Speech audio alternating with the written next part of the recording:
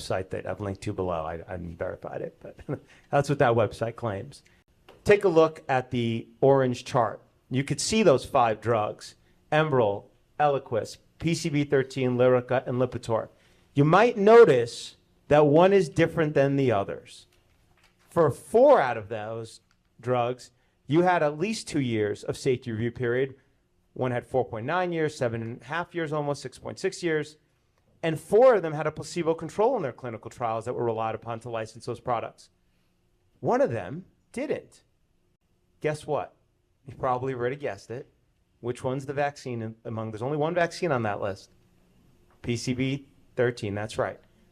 So when you look at that list, you can immediately see out of the top 5 drugs sold by Pfizer of all time, only one of them is a vaccine, and that is the one that had the shortest safety review period of half a year and did not have a placebo control group in the clinical trial relied on to license that shot. Take a look at the chart to the right. That is a list of all the vaccines given to babies in the first 6 months of life. Each of those vaccines is given 3 times in the first 6 months of life, 15 total shots. Take a look at the safety review period, often days or weeks, and there was none of them had a placebo control group, not a single one. By the way, you don't need to take my word for any of this. You can just go to the FDA website yourself, and we're going to do that in a second, and you can see all this data with your own eyes. That's the first impact, okay? The first impact that getting rid of market forces had, and it's incredibly critical, was that drug companies no longer had an incentive to really understand the safety profile of vaccines before they were licensed. With drugs, they want to know. If you put a drug on the market and it causes harm, the pharmaceutical companies have to pay.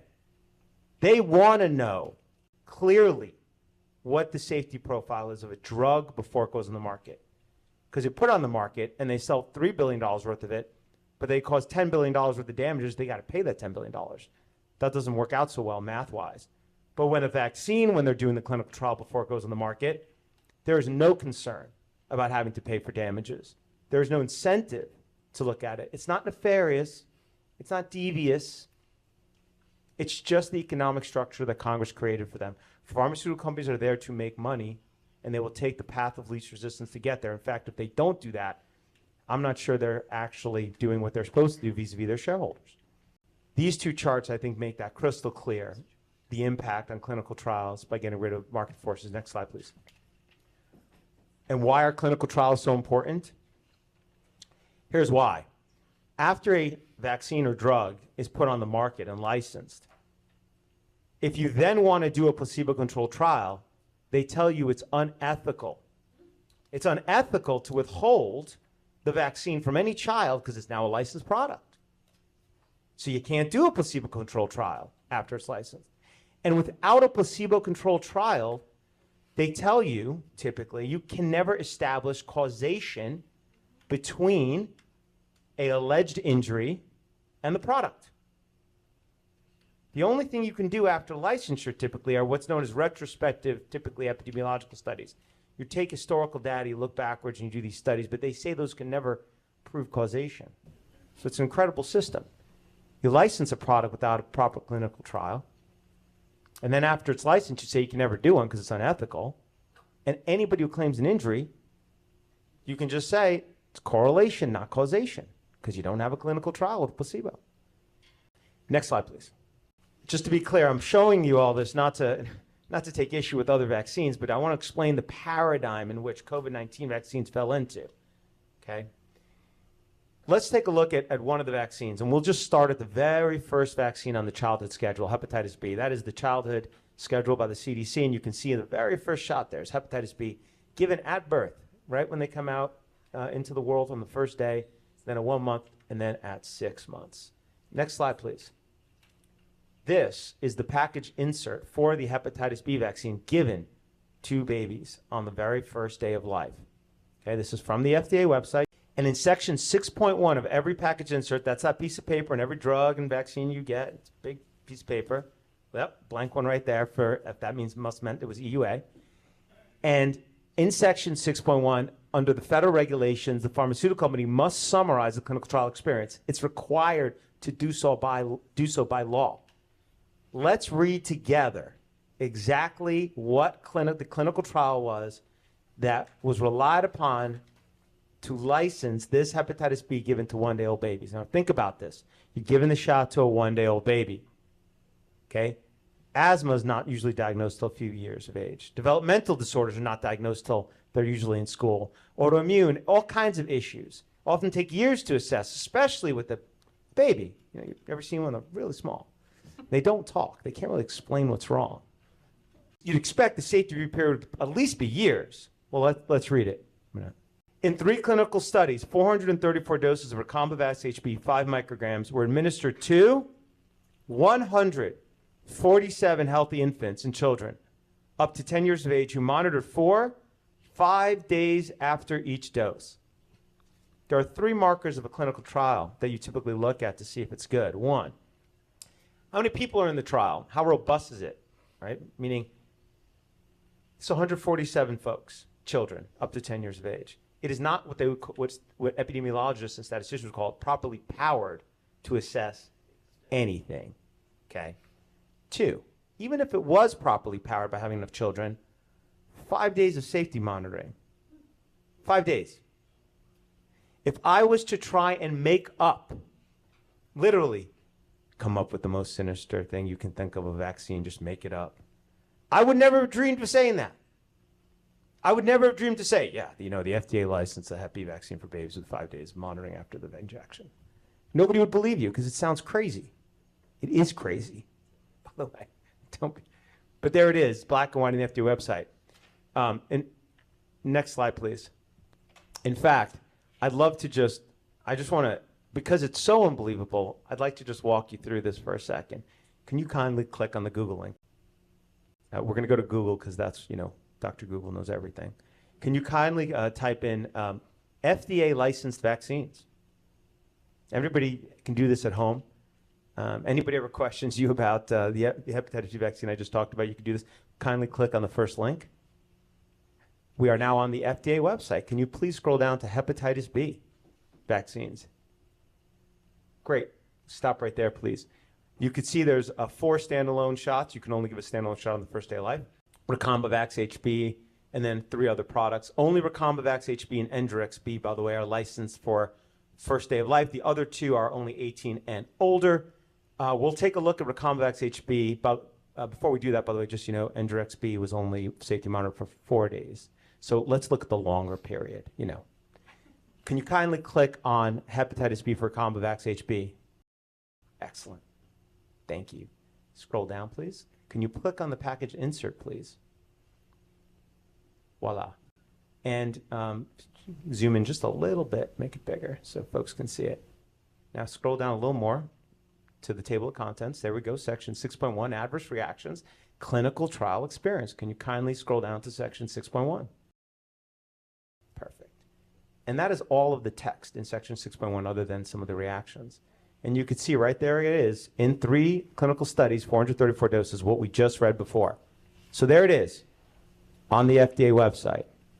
Last I checked, not an organization that is opposed to vaccines. When we saw this years ago, it seems so unbelievable. We, on behalf of the ICANN, Vaccine Action Network, which is a nonprofit that we regularly represent in vaccine policy matters and supports our work, we FOIA'd the FDA for the clinical trial reports used to license this product. And when we finally got those reports, including requiring a lot of legal work and a lot of action on our part, it confirms it was 5 days of safety monitoring. And then we actually formally petitioned the FDA to withdraw this product until a proper clinical trial was conducted. That petition was done in the same formal manner that Moderna, Pfizer, and other pharmaceutical companies use to license vaccines. And the FDA was required to respond in 6 months. It's been over a year. They keep providing excuses because they don't have anything else to support the licensure of this product. There is no way you can say this product was safe and effective when it was licensed, which is the standard they must support, that they must hit. We're going to get to the question of how the FDA could do this, I promise. I know people must be thinking that. We're going to get there. Can we go back to the slide presentation, please? Thank you. My only point is I really just want to drive home how drugs are treated and how planes are treated and how vaccines are treated because of the lack of market force. Next slide, please. Thank you. This is a little excerpt from a deposition that I took of a doctor named Dr. Stanley Plotkin. He is really the godfather of modern vaccinology. The textbook for medical textbook for vaccines is called Plotkin's Vaccines. At the CDC, the vaccine committee, the gavel there is the Plotkin gavel. He's invented like 6 vaccines.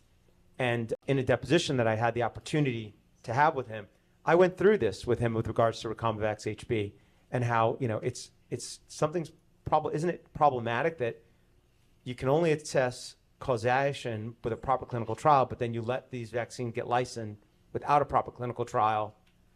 Isn't that problematic? Please play the video. Dr. Plotkin, earlier you testified that there are 2 Hep B vaccines in the market, one by Glaxo GSK, that's Engerix B, and the other one is by Merck, Recombavax HB, right? Yes. Okay. This is the product, the manufacturer insert for Recombavax HB, correct? Yes. And the clinical trial experience would be found in section 6.1, correct? Yes. Okay. In section 6.1, when you look at the clinical trials that were done pre-licensure for Recombavax HB, how long does it say that safety was monitored after each dose? 5 days. Okay. Is 5 days long enough to detect an autoimmune issue that arises after 5 days? No. Is 5 days long enough to detect any neurological disorder that arose from the vaccine after 5 days? No. There is no control group, correct? It does not mention any control group, no. No. If you turn to section 6.2, under immune system disorders, does it say that there were reports of hypersensitive reactions, including anaphylactoid reactions, bronchospasms, and urticaria having been reported within the first few hours after vaccination? Yes. Have there been reports of hypersensitivity syndrome? Yes, that's what it states. Reports of arthritis? It is mentioned. Okay. It also reports autoimmune diseases, including systemic lupus, erythematosus, lupus-like syndrome, vasculitis. There have been reports of Guillain-Barré syndrome, correct? Yes. As well as multiple sclerosis, exacerbation of multiple sclerosis, myelitis, including transverse myelitis, seizure, febrile seizure, peripheral neuropathy, including Bell's palsy, muscle weakness, hypothesia, and encephalitis, correct? Correct. Okay. But these are events that are reported after vaccination, and as we've just discussed, in order to establish whether it's causal between the vaccine and the condition, you need a randomized, placebo-controlled study. But Yes. that was not done for this hepatitis B vaccine before licensure, was it? No. Okay. And given that the vaccine now appears on the CDC's recommended list, isn't it true that it would now be considered unethical to conduct such a study today? It would be, yes, it would be ethically difficult. That problem that is repeated with vaccine after vaccine after vaccine. It's become the norm, and it's what you saw effectively with COVID-19 vaccine. You got a guaranteed market when it comes to childhood vaccines, just like COVID vaccines. Add no liability, and this is what you get. 1986, you could see what the CDC childhood schedule was. That is the childhood schedule in 2023. To really drive this home, next slide, please. Those two are interlaced with each other. So you could see all the red are the vaccines that are currently given. And you can see the time period to children on the CDC childhood schedule. The green ones were the ones that were given in 1986 before pharmaceutical companies had immunity, when they actually had to pay for damages, harms from their vaccine products. Next slide, please. So what has that done? What it's done is it's taken vaccines as a percentage of the revenue portfolio of pharmaceutical companies from a very small percentage in 86 to a very significant percentage, depending on the pharmaceutical company, over time. that has generated a few $1 billion, what I call kitty, for the pharmaceutical companies to do what they are supposed to do, what every company does, promote their product. Car companies advertise to you that their cars are great all day long with all kinds of snazzy ads. Pharmaceutical companies just use indirect messengers to do the same thing. When you see an issue, by the way, with a car, how do you normally see? When does the news finally report an issue with a car? It's usually when there's a class action lawsuit, right? Yeah, you never see that with a vaccine, though. Right? You see it with drugs. You're not going to see it with the vaccine because you can't bring those suits. Pharmaceutical industry has taken those few $1 billion and they spread that money around very efficiently to medical journals, medical associations, medical schools, public relations firms, news advertising, lobbyists. There is, all kinds of books and all kinds of peer-reviewed studies that document all this. You need not take my word for it. And it has all of these professionals and intermediaries that are viewed as reliable authorities, essentially repeating the same mantra over and over again. Everybody may have heard this phrase before. It's 3 little words. That's right, safe and effective. Safe and effective, right? You hear it over and over. Some people think it's from God, by the way. That's how often you hear safe and effective. I'm not sure the organizations that really parrot this mantra ever really looked that far into the substance. But that is, significant. That is part of what the pharmaceutical industry has been able to do, because they've just basically have nobody pushing back on them. They take their money and they make sure their product is well received and well regarded. Next